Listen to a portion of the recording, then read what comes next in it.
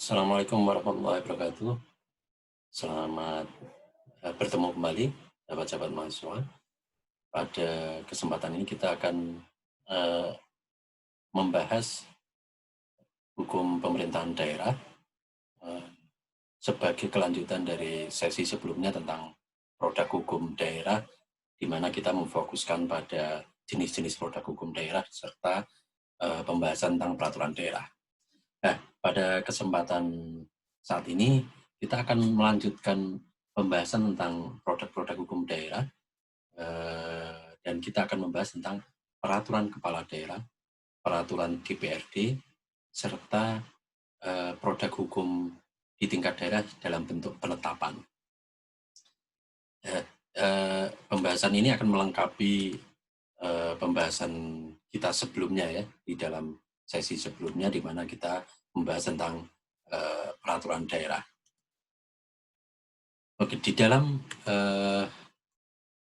pembahasan ini ada 3 hal yang mau kita diskusikan. Sebagaimana saya sebutkan tadi, kita akan diskusikan tentang produk peraturan perundang-undangan di tingkat daerah selain peraturan daerah, yakni peraturan kepala daerah dan peraturan DPRD, serta produk hukum daerah dalam bentuk penetapan. Apa itu produk hukum dalam bentuk peraturan kepala daerah? Jadi kalau kita rujuk pada Undang-Undang Nomor 23 tahun 2014 itu diatur bahwasanya peraturan kepala daerah yang selanjutnya disebut dengan Perkada adalah peraturan gubernur dan peraturan bupati wali kota. Ini dalam pengertian umum pasal 1 angka 26. Nah, atau peraturan kepala daerah itu dibuat atau disusun dalam rangka melaksanakan peraturan daerah. Jadi tujuan penyusunan peraturan kepala daerah itu adalah untuk melaksanakan peraturan daerah, atau yang kedua, peraturan kepala daerah disusun atas kuasa peraturan perundang-undangan. Apa sih contohnya? Misalnya pasal 20 ayat 2 yang mengatur bahwa penugasan oleh daerah provinsi kepada daerah kabupaten kota berdasarkan atas tugas pembantuan dan kepada desa ditetapkan dengan peraturan gubernur sesuai dengan ketentuan peraturan perundang-undangan. Demikian juga ayat 4 pasal 20, penugasan oleh daerah kabupaten kota kepada desa itu ditetapkan dengan peraturan bupati. Jadi tujuan peraturan pembuatan peraturan kepala daerah itu pertama adalah untuk melaksanakan perda. Itu contohnya adalah pembuatan peraturan kepala daerah terkait dengan penjabaran APBD, peraturan kepala daerah terkait dengan mekanisme pengadaan pengadaan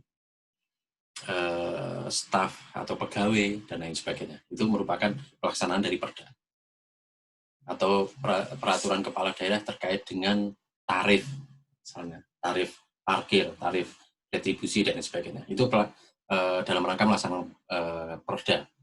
Tapi di tujuan keduanya dari pembentukan peraturan kepala daerah di samping untuk melaksanakan perda, itu bisa juga peraturan kepala daerah itu dibuat atas kuasa peraturan perundang-undangan karena ada perintah dari peraturan perundang-undangan yang lebih tinggi. Nah, bagaimana alur penyusunan peraturan kepala daerah? Jadi alurnya itu pertama SKPD Pemrakarsa menyusun draft. Jadi kalau misalnya peraturan gubernur atau peraturan bupatinya itu mengatur tentang standar tarif retribusi tertentu, itu misalnya, maka yang mempersiapkan adalah dinas parkir atau dinas pasar atau dinas kalau retribusi kalian sih misalnya dinas pertambangan misalnya. Kemudian draft yang disusun oleh SKPD Pemrakarsa disampaikan ke Biro Hukum, kemudian dilakukan pembahasan dalam rangka harmonisasi dan sinkronisasi oleh Biro Hukum melibatkan SKPD Pemrakarsa dan SKPD terkait. Jadi yang diundang tidak hanya SKPD Pemrakarsa tapi juga SKPD terkait.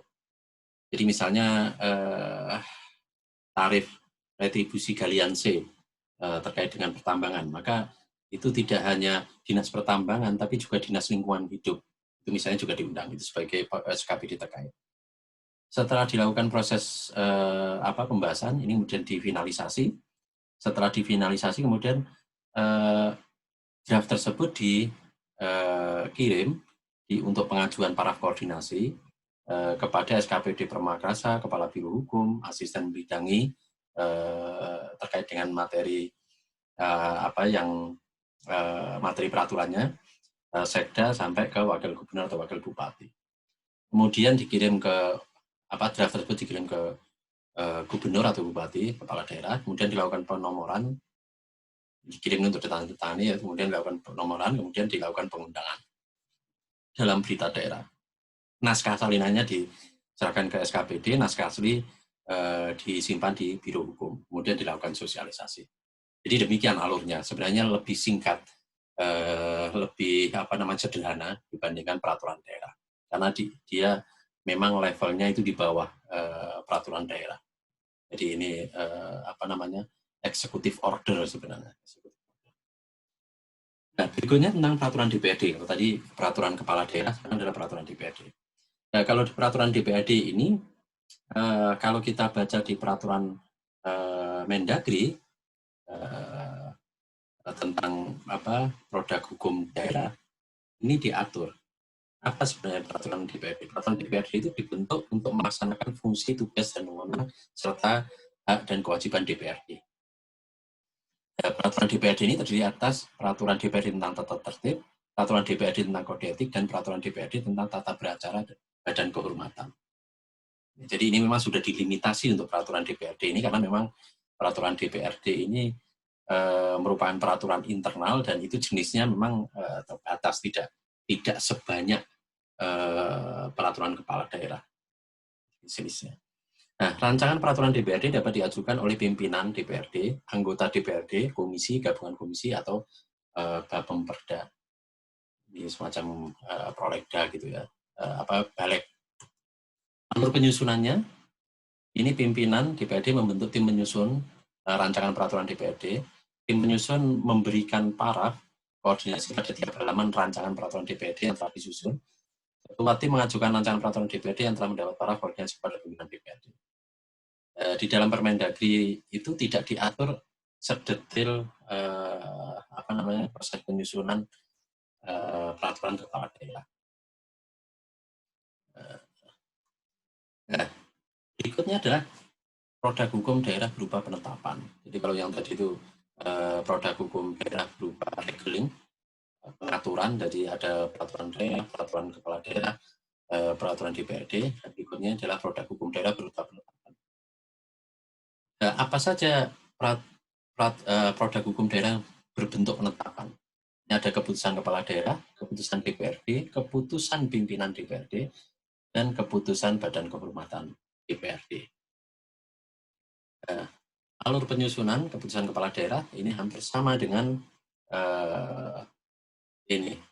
alur penyusunan peraturan kepala daerah. Itu yang membedakan sebenarnya di aspek sosialisasinya itu tidak diatur. Kemudian keputusan DPRD.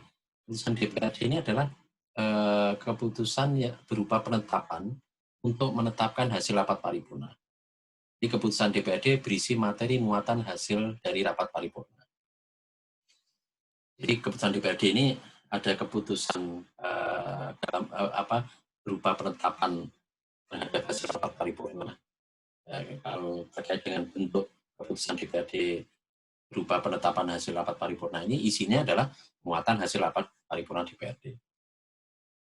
Kenapa itu harus dibuat dalam bentuk keputusan? Ya agar hasil rapat paripurna DPRD itu secara administratif memiliki kekuatan hukum.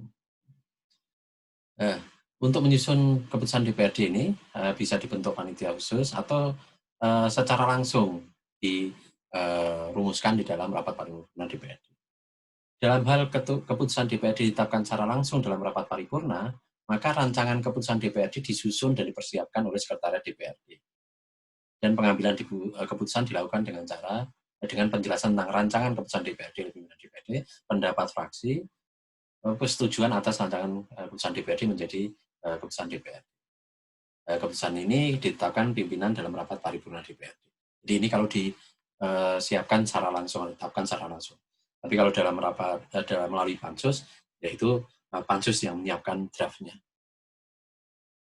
Jadi demikian pembahasan tentang bentuk-bentuk produk hukum daerah, baik yang berupa rekening maupun yang berupa seeking.